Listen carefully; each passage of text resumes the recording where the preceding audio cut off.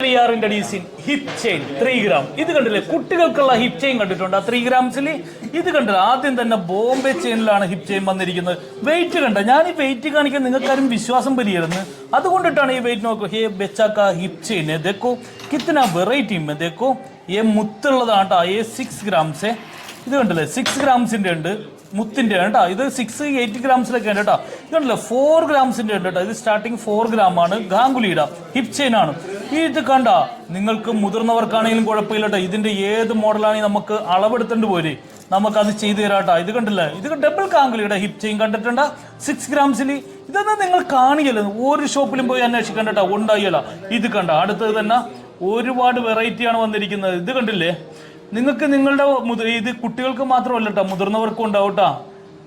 എത്ര വലുതാണെങ്കിലും കുഴപ്പമില്ല, നമുക്ക് വലിയ നീട്ടത്തിലെടുക്കണമെങ്കിലും കുഴപ്പമില്ല, നിങ്ങൾ അളവ് കൊണ്ടുവന്നാൽ മതി. ഇത് കണ്ടില്ലേ, ഒരുപാട് വെറൈറ്റി ഹിപ്പ് ചെയിൻ ആണെന്ന് വന്നിരിക്കുന്നത്. കണ്ടാ, ഇതൊക്കെ നല്ല രസമുണ്ടല്ലോ. ഇത് എത്ര ഉണ്ട്? 6 ഗ്രാംസ് ആണ്. ഇത് അടിപൊളിയാ. ഇത് 8 ഗ്രാംസ് ആണല്ലോ വന്നേക്കണ.